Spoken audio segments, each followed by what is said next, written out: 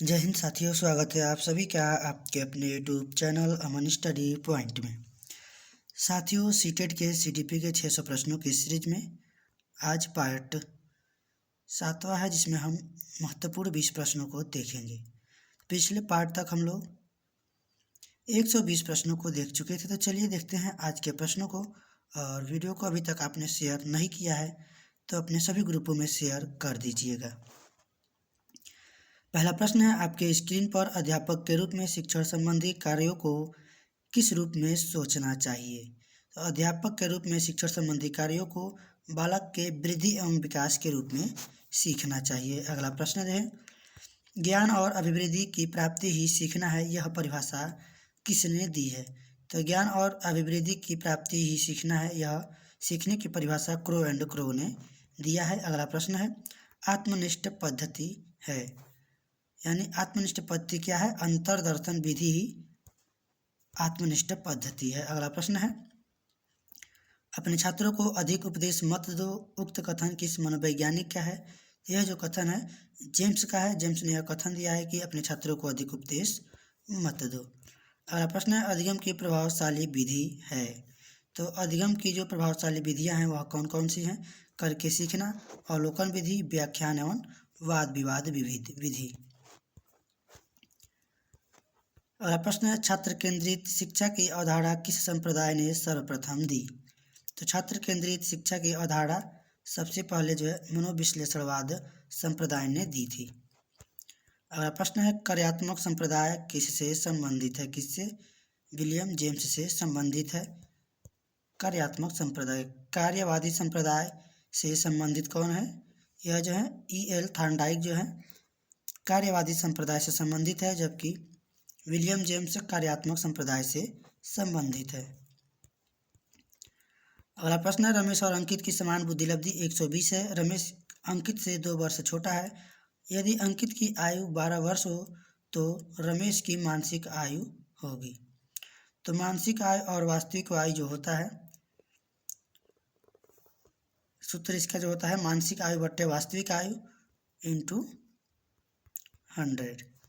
इससे हम लोग जो है बुद्धिलब्धि को प्राप्त करते हैं। तो बुद्धिलब्धि 120 है, यानी दोनों की समान है।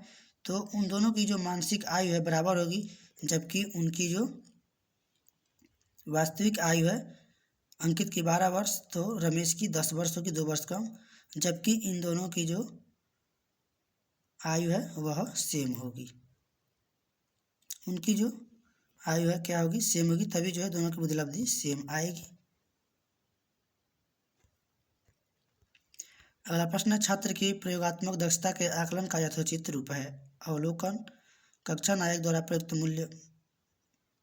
यहाँ पर जो है छात्र की प्रयोगात्मक दक्षता के आकलन का जो यथोचित रूप है वह अवलोकन है। अगला प्रश्न है, कक्षा नायक द्वारा प्रयुक्त मूल्यांकन का प्रकार अनुदेशन के समय सीखने के विकास में किया जाता है, वह क्या कहलाता है। तो वह जो है फॉर्मेटिव मूल्यांकन कहलाता है। अगला प्रश्न है, टॉलमैन ने अधिगम के कितने प्रकार बताए हैं। यानी टॉलमैन ने जो है सीखने के यानी अधिगम के 6 प्रकार बताए हैं। अगला प्रश्न है, जिस विधि से किसी प्रकरण का निदान करना होता है वह क्या कहलाती है। तो जिस विधि से जो है किसी प्रकरण का निदान करना होता है या किया जाता है उसे केस स्टडी विधि कहा जाता है। अगला प्रश्न है, पुनर्विलोम सिद्धांत का प्रतिपादन किसने किया था। तो यहाँ पे टाइपिंग मिस्टेक है। पुनर्विलोम के सिद्धांत का प्रतिपादन किया था स्किनर ने, जिसने जो है चूहे पर प्रयोग किया था स्किनर, और इसी को क्रिया प्रसूत अनुबंधन का सिद्धांत भी कहते हैं, उसके नाम से भी जानते हैं। अगला प्रश्न है, ईद ईगो और सुपर ईगो की अवधारणा के जन्मदाता कौन है। तो फ्रायड जो है ईद ईगो और सुपर ईगो के अवधारणा का जन्मदाता है, और खेल विधि के जनक भी फ्रायड है। आत्मनिष्ठता का दोष पाया जाता है। तो आत्मनिष्ठता का जो दोष है वह निरीक्षण में पाया जाता है।